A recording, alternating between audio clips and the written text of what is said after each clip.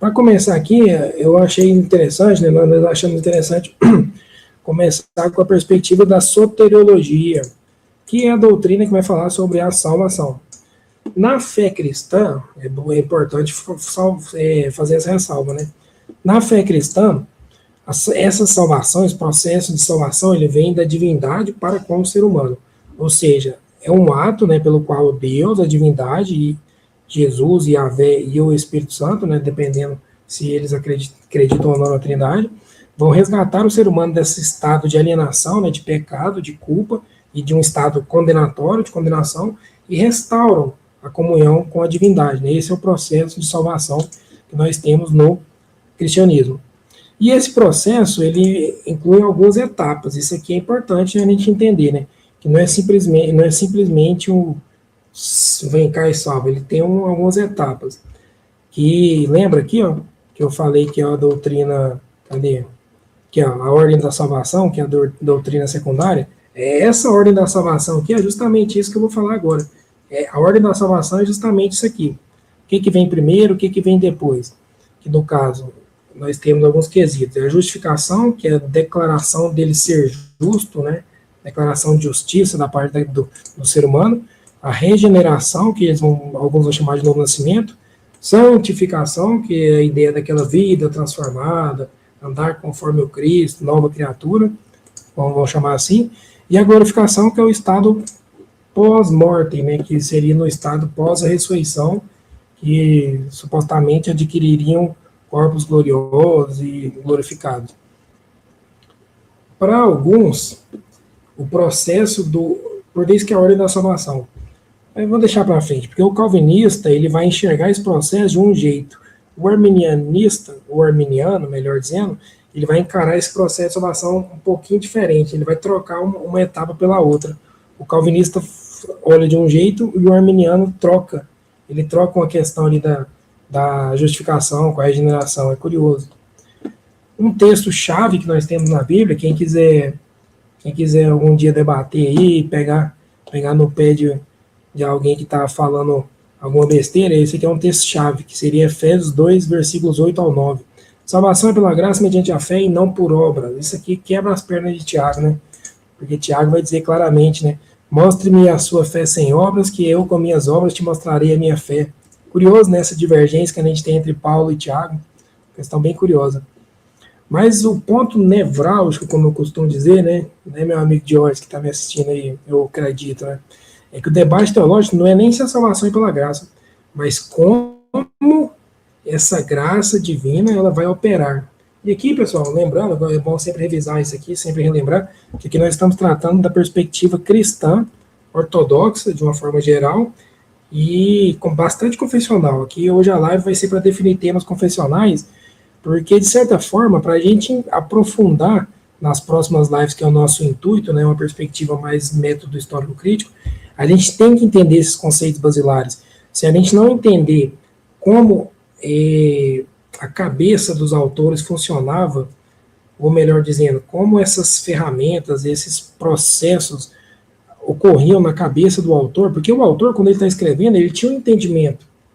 Mesmo se ele estiver inventando toda a história, que é uma possibilidade, a gente não tem condição de saber, ele tinha um entendimento de como isso ia funcionar. Ele tinha uma perspectiva de como a divindade, mesmo se for uma historinha inventada, ele tinha uma perspectiva de como ia acontecer a salvação, de como se daria o processo, como se daria o ferramental dessa salvação. Tudo isso estava muito bem pensado na cabeça de quem está escrevendo os textos. E a gente só vai conseguir entender os textos e consequentemente as doutrinas, se a gente conseguir entender esses conceitos basilares, porque senão a gente fica tateando, né? A gente fica tateando no escuro. A gente olha aqui, o cara está falando de uma questão soteriológica, como nós estamos vendo aqui de salvação, e eu, por não conhecer as bases da teologia, eu vou achar que ele possa estar falando de pneumatologia, que é a doutrina do espírito, ou de hamartiologia, que é a doutrina do pecado. Vocês entendem? Então é importante, por mais que pareça besteira, isso aqui é confessional demais, isso aqui é besteirinha, como diz nosso queridíssimo Dr. Oswaldo Luiz, é bullshit, mas não é, porque a gente precisa entender para entender a cabeça dos autores.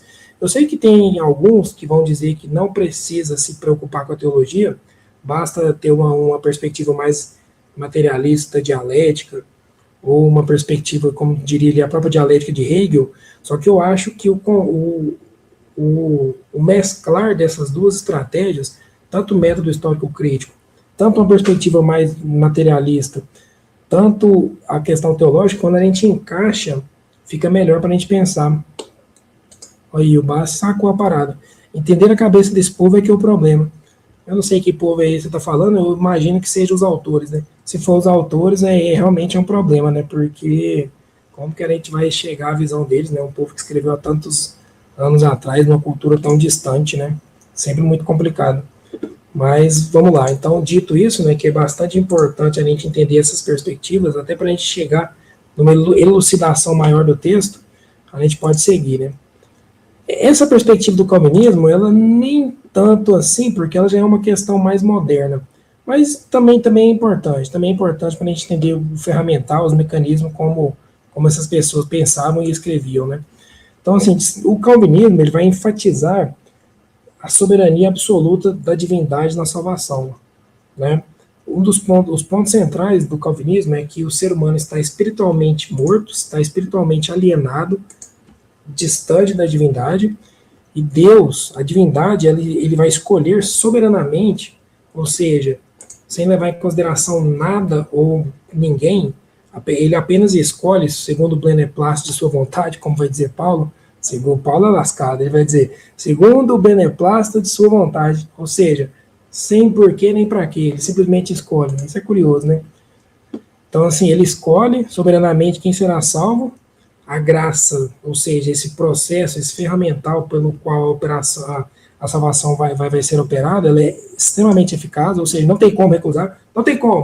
Eu falo assim, não quero ser salvo, não tem jeito, ponto final, ponto, acabou. Não quer? Vem, vai ter que vir, porque a graça ela é eficaz no calvinismo, né? A salvação não depende de vontade humana, como eu disse, né? Nem para sim, nem para não. Ai, mas não quero ser salvo. Não tem jeito, tem conversa. Ponto final, acabou. Aí ser salvo, ponto final. Essa é a pegada do calvinismo, é bravo, filho. Até para quem vai ser condenado. Ah, eu não quero ser condenado. Vai, não tem jeito. Ponto final, acabou. Romanos 9. Quem és tu, ó homem, para discutires com o oleiro? Paulo de novo, novamente. Então, assim, a predestinação, salvação não depende da vontade humana. A predestinação é entendida como um decreto eterno baseado na vontade de Deus, não em méritos, não em decisões futuras. Alguns textos bases do calvinismo são Romanos 9, Efésios capítulo 1 e João capítulo 6. É claro que nós temos vários outros, né, mas alguns aqui só para ter uma basezinha. Daqui a pouco a gente vai ver o que é predestinação, mas acho que já dá para ter uma ideia do que é essa coisa de predestinação, né?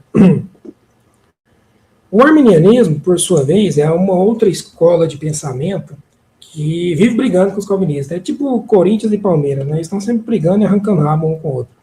Calvinista, a gente viu, vamos ver novamente, o homem está alienado, morto espiritualmente, está distante de Deus, não tem jeito de chegar perto de Deus. A graça é eficaz, a salvação não depende da vontade humana e a predestinação é um decreto eterno de Deus. Deus escolheu lá na eternidade, passado, lá atrás, ele já escolheu quem ia ser salvo, quem ia ser condenado. E não tem conversa. Já o arminianismo é um pouco diferente. Apesar deles afirmarem, de fato, a soberania divina, de fato eles afirmam que Deus é soberano, né, nos seus desígnios, nas suas escolhas, eles entendem que ele, aqui em maiúsculo, né, para mostrar que seria a divindade, eles entendem que Deus concede ao ser humano uma liberdade real de resposta. Que aí vai vir o famoso e famigerado por alguns livre-arbítrio. Quem aqui já ouviu falar no livre-arbítrio? Coloquem no chat aí quem já ouviu falar nessa frase famosa, quase assim que pândega do livre-arbítrio. Que, diga-se de passagem, não existe essa palavra nos textos bíblicos, né? E olha aí o Maxwell chegando. Saudade de vocês, sempre rico, live sempre rico. Ô, Max, muito obrigado, cara. Tamo junto, viu, mano? Sempre um prazer estar aí trocando ideia com vocês, viu? E o livre-arbítrio, que é essa coisa... Peraí que eu me perdi aqui. Eita, achei. Ih, meu cachorro começou a latir. Qualquer coisa vocês ignorem aí. O livre-arbítrio é isso, é esse ato que a divindade vai conceder ao ser humano, que seria essa oportunidade de responder. Tá entendendo? A divindade oferece a graça. Quer ser salvo, meu filho? Quer vir? Quer vir comigo? E o ser humano responde essa graça. E como que ele responde essa graça para poder ser salvo? Com um ato de fé. Curioso, né? Aí, meu irmão. Baixo, o bicho é brabo. Meu cachorro é calvinista, cara. Isso aqui tá determinado a latir. Não tem jeito também. Não tem jeito. Determinado a latir. E, então, assim, o livre-arbítrio no calvinismo, no arminianismo, aliás, no arminianismo, ele é bem curioso, porque a divindade oferece a fé, oferece a possibilidade do ser humano ser salvo, e o ser humano, para ele ser salvo, basta ele corroborar com o ato de fé, basta ele responder com o ato de fé. Ele fazendo isso, ele é salvo. Então, assim, a graça de Deus precede a fé, porque, lembra, Deus oferece a fé, depois o cara acredita. O ser humano pode resistir à graça, ao contrário do calvinista, lembra que o calvinista falou, não tem jeito, tem que ir, pronto, acabou, vai ser salvo, pronto, acabou, goela abaixo. No arminianismo, você pode resistir à graça. É curioso, né? Curioso como é que pode ter duas escolas de pensamento tão distintas assim, né? No arminianismo, eles vão chamar de graça resistível, né? Deus deseja salvar a todos, a fé é condicional, lembra essa palavra, condicional para a eleição. O que quer dizer isso? Quer dizer que para o cara ser um eleito, ou seja, ser uma pessoa salva, a condição é que ele tenha fé. Curioso, né? Já no calvinismo, não. A condição para ser salvo é que ele seja escolhido por Deus. E é claro, né, a consequência dele ser escolhido no calvinismo vai ser ele ter fé, né? Porque todos os escolhidos, eles dizem que Deus vai colocar a fé. No arminianismo, o cara responde com a fé e é salvo. Vocês perceberam a nuance, a diferença? Calvinismo. Deus soberanamente vai lá e salva o cara. Eu vou te salvar, vai lá e coloca a fé no cara. Estou simplificando. No arminianismo, Deus concede a graça. Você quer ser salvo? Me responde com fé. O cara responde com fé, a divindade vai e salva. A nuance é que no calvinismo é tudo de Deus. Monergismo, que a gente chama, monergismo. No arminianismo, o ser humano responde à divindade, sinergismo. Então, aqui no arminianismo, a predestinação está ligada à presciência divina, não ao decreto.